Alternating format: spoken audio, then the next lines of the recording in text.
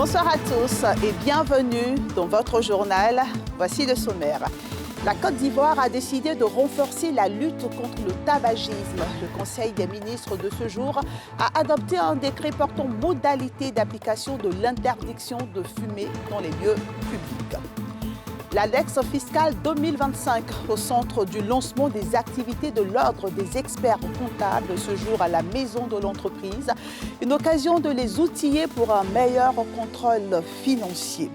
Et puis un focus dans ce journal sur le souchet qui est devenu un super aliment en Côte d'Ivoire. Prisé pour ses bienfaits supposés sur la santé, contient-il véritablement des vitamines ou est-ce un effet de mode? C'est le dossier de ce journal. Mais avant de développer ces titres, sachez que ce mercredi, au terme d'un entretien avec le président de la République, Alassane Ouattara, l'envoyé spécial du président de la République algérienne, Abdelhaïk Saï, a annoncé la réactivation de la grande commission mixte de coopération ivoirienne-algérienne en vue d'intensifier la coopération dans les domaines de l'énergie, de l'agriculture, de la formation et de l'hydraulique. Il a salué les progrès remarquables réalisés par la Côte d'Ivoire dans tous les domaines au cours de ces dernières années. Personnage comme le président Côte d'Ivoire, on n'a pas à dire beaucoup de choses. C'est par définition, c'est un des grands acteurs de l'Afrique. Et nous savons que Côte d'Ivoire maintenant émerge. Et c'est un pays qui aujourd'hui est classé comme un pays émergent et développé. Nous avons vu les impacts sur le terrain et cela nous honore. Et je pense que c'est ce que j'ai cru comprendre de l'idée de M. le Président qui veut que l'Afrique soit un continent fort. Et je pense que dans ce cadre-là, il est très possible qu'on organise des actes de coopération entre les deux pays. Et on poursuit ce journal avec l'extension de l'interdiction de fumer dans les lieux publics et les transports publics aux nouveaux produits du tabac. C'est une décision du Conseil des ministres de ce jour. Le président de la République, Alassane Ouattara, a présidé un Conseil des ministres au Palais de la Présidence, au cours duquel plusieurs sujets ont été abordés, notamment la lutte contre le tabagisme. Les gérants des espaces publics sont invités au strict respect de la mesure d'interdiction. Le reportage de Pierre Dipomela. Deuxième Conseil des ministres de l'année, présidé par le chef de l'État Alassane Ouattara, au palais présidentiel. Pour renforcer la protection des citoyens contre la fume du tabac, le Conseil au titre du ministère de la Santé, de l'Hygiène publique et de la couverture maladie universelle a adopté un décret portant modalités d'application et d'interdiction de fumer dans les lieux publics et transports publics. Une interdiction élargie aux nouvelles formes de tabagisme. Au terme de ce décret, l'interdiction faite à toute personne d'exposer autrui à la fumée du tabac est également étendue à la fumée des nouveaux produits du tabac qui, indépendamment de leur apparence sophistiquée, sont tous aussi nocifs. Le porte-parole du gouvernement, Amadou Koulibaly, précise les dispositions obligatoires que doivent prendre les gérants des espaces publics pour faire respecter la loi d'interdiction. Il fait obligation aux gérants, propriétaires ou à toute personne responsable de lieux publics clos ou ouverts et à ceux des transports publics d'apposer des panneaux visibles informant le public qu'il est interdit de fumer et d'utiliser des cigarettes électroniques, de retirer tous les cendriers présents dans les locaux, de veiller au strict respect des règles d'interdiction de fumer ou de vapoter et de prendre les mesures nécessaires pour dissuader le public de fumer, y compris la possibilité de recourir aux forces de l'ordre ou à toute autre autorité compétente pour imposer le respect du présent décret. Le porte-parole du gouvernement a annoncé la date du prochain Conseil des ministres au jeudi 13 février 2025, en raison des contraintes de calendrier du chef de l'État. Et puis, le gouvernement ivoirien confirme l'arrestation de l'activiste burkinabé Alain Traoré, dit Alino Fasso. Il n'est pas porté disparu, il a été interpellé et la procédure suit son cours, a déclaré le porte-parole du gouvernement ivoirien Hamadou Koulibaly face à la presse au terme du Conseil des ministres de ce mercredi. Les explications de Pierre Dipomela. Le porte-parole du gouvernement dissipe le point d'ombre sur la disparition présumée d'Alino Fasso, Alain Christophe Traoré, à l'état civil. Répondant aux questions des journalistes, à l'issue du Conseil des ministres, le ministre Hamadou Koulibaly confirme son arrestation par les forces de sécurité et fait l'objet d'une procédure qui suit son cours. Il a cependant rassuré l'opinion que les détails de son interpellation seront bientôt livrés par le procureur de la République. Vous devez savoir que toutes les interpellations se font dans les règles de l'art. Et je peux vous confirmer que M. Alain Traoré a été interpellé. Aujourd'hui, il y a une procédure qui est en cours, donc je ne peux pas en dire plus. Mais vous savez très bien que tout est fait dans la transparence. Lorsque cette procédure arrivera à son terme, vous aurez, comme cela se fait d'habitude, toujours dans ce souci de transparence et de redevabilité, un communiqué donc, du procureur de la République. Donc pour le moment, oui, il n'est pas porté disparu. Il a été arrêté en bonne et due forme parce que certainement, il y a des choses qui lui sont reprochées. Attendons donc le communiqué du procureur une fois que la procédure sera arrivée à son terme. L'épouse de l'influenceur avait affirmé sur les réseaux sociaux ne plus avoir de nouvelles de lui depuis vendredi. Alino Fasso, 44 ans, est suspecté d'avoir des liens étroits avec les bataillons d'intervention rapide de la communication, un groupe d'influenceurs très actifs sur les réseaux sociaux qui seraient en préparation d'activités subversives sur le sol ivoirien. Et on ouvre un volet économique avec l'analyse des dispositions de la nouvelle loi de finances par l'Ordre des experts comptables de Côte d'Ivoire. Un ordre qui a organisé aujourd'hui sa traditionnelle matinale qui marque le démarrage officiel de ses activités. Acteur incontournable de la production de l'information financière de qualité, les experts comptables, vous le savez, ont un rôle important à jouer dans la mobilisation des recettes fiscales. Le reportage est signé Nadia Eja et Eric Kimou. Alors que l'annexe fiscale 2025 est entrée en vigueur depuis ce vendredi 10 janvier, le Conseil de l'Ordre des experts comptables a donné rendez-vous à ses membres pour une session d'information sur ce document qui accompagne la loi de finances. Un exercice important pour les experts comptables qui doivent appuyer la mobilisation des ressources pour le budget 2025 de l'État, chiffré à 15,333 milliards de francs CFA. C'est un challenge pour l'État de trouver les ressources pour équilibrer ce budget. Mais je pense que la Côte d'Ivoire a les moyens d'atteindre ce budget. Tout simplement en comptant sur ses ressources internes, en comptant sur le travail des Ivoiriens et aussi sur le travail scientifique et méthodique que mèneront les régies financières telles que la DGI et la DGD, qui sont donc les leviers et les mamelles de l'État. Au cours de cette rencontre, les experts comptables ont été invités à s'approprier ce document et faire adopter par leurs clients le civisme fiscal. C'est l'occasion aussi que nous avons d'interpeller les contribuables, c'est-à-dire que c'est un exercice auquel il faut s'adonner, connaître l'annexe fiscale pour pouvoir mettre en œuvre les mesures qui sont prévues.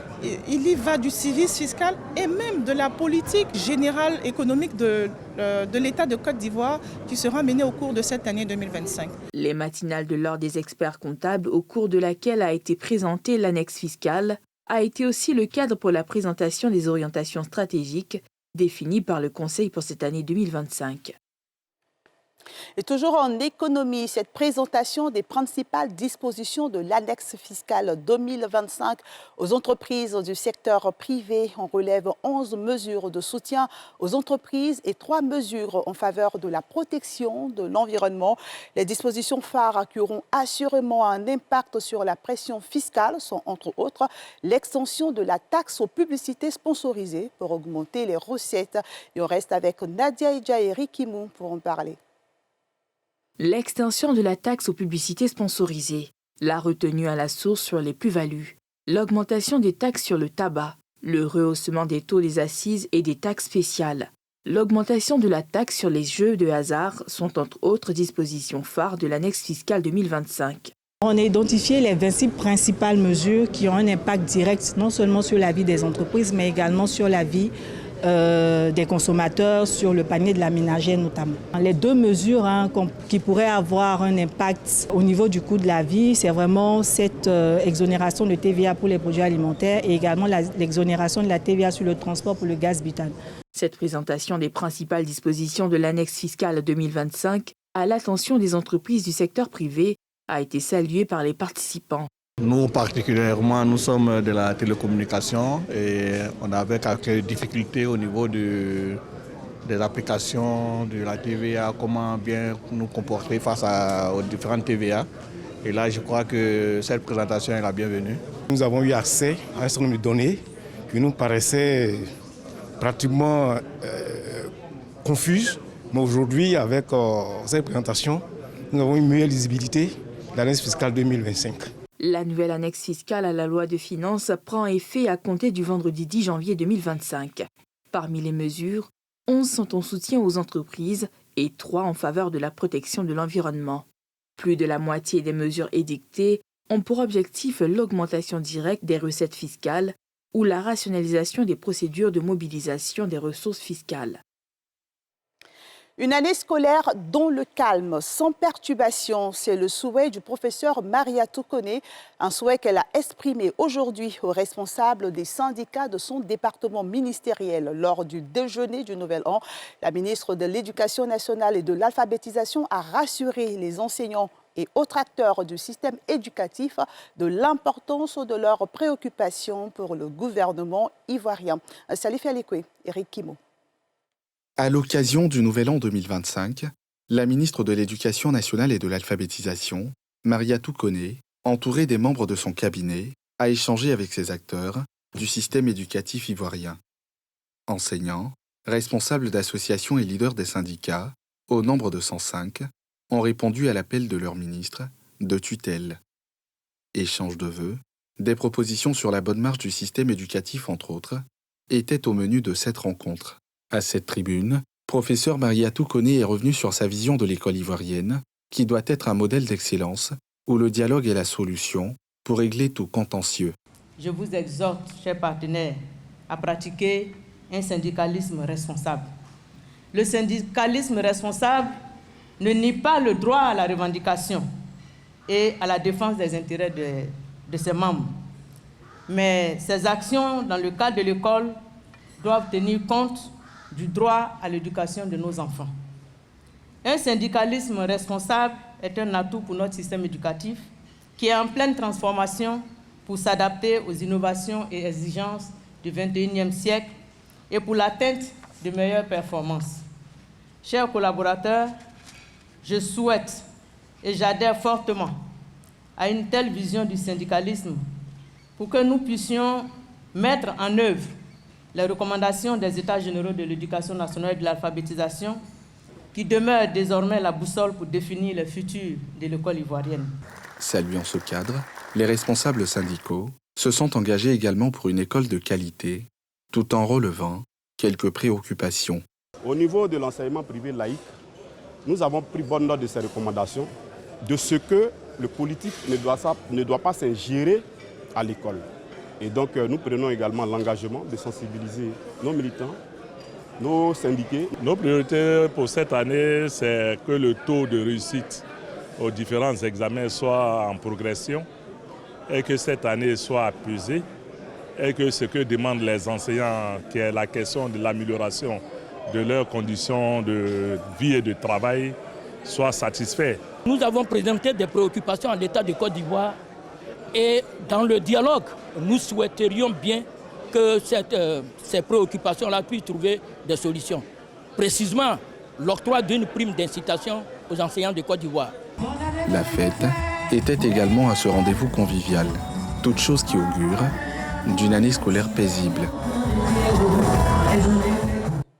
Le souchet tubercule sauvage est devenu un super aliment. Prisé pour ses bienfaits supposés sur la santé, il est devenu incontournable dans les marchés, les ménages et même dans l'entrepreneuriat local.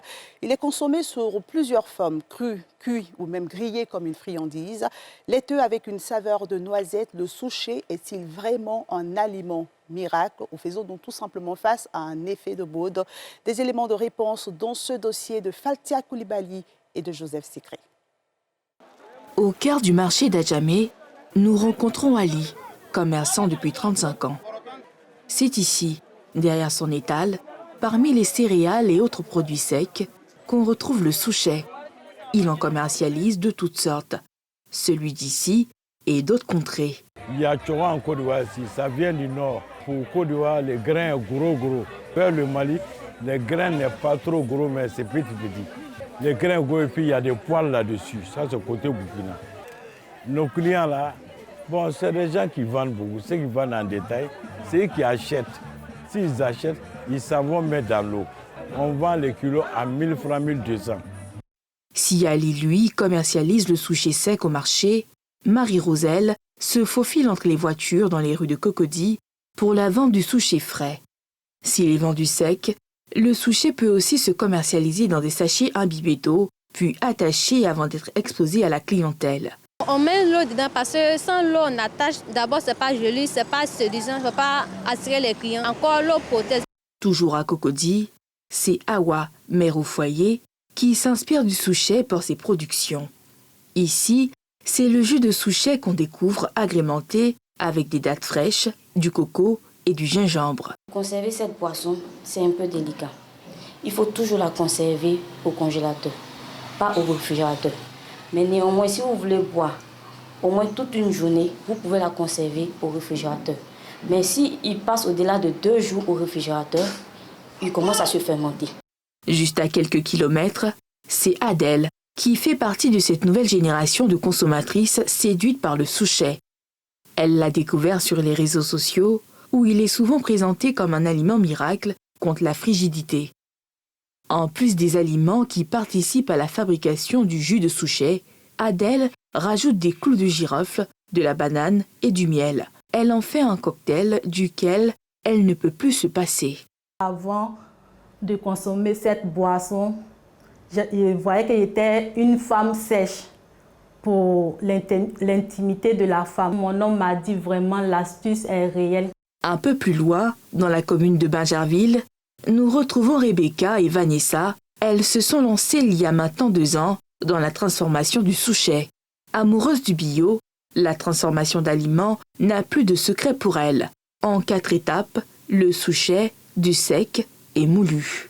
Quand on a fini de faire le tri, on va laver. Après le lavage, on vient au déshydrateur à 60 degrés. 60 degrés, c'est important parce que quand c'est 60 degrés, on n'a pas de perte de nutriments. Après l'étape de la déshydratation, donc on met ici, on broie. Quand on a fini de broyer, on obtient une poudre comme ça. C'est vrai qu'en Côte d'Ivoire, on en trouve, mais ce n'est pas suffisant. Donc, arrivé un moment, il est difficile d'en trouver. Et on est obligé de chercher un peu partout et c'est cher. S'il y a des trucs qui sont faits pour que les planteurs et autres puissent s'intéresser au souchet, ça nous permettra à nous d'avoir toujours cette matière première là à disposition. Si certaines personnes préfèrent consommer le souchet sous forme de liquide, d'autres par contre le préfèrent en poudre. Pour régulariser mon taux de glycémie, je prends une cuillère à soupe de poudre de souchet que je mélange à une tasse d'eau tiède, que je tourne, je laisse infuser et puis je consomme naturellement. J'ai accouché, j'ai fait une césarienne, comme je n'arrivais pas à aller à la selle normalement, donc j'ai pris le souchet. C'était comme peut-être je faisais la bouillie avec, je prenais, puis j'allais normalement à la selle. Pour faire la lumière sur le sujet, nous consultons Dr Naoum, nutritionniste, afin de savoir les bienfaits, mais aussi les limites de cet aliment. Le tchongon, c'est le souchet. C'est un aliment qui est plutôt bon pour la santé. Il est connu pour ses vertus sexuelles pour les hommes.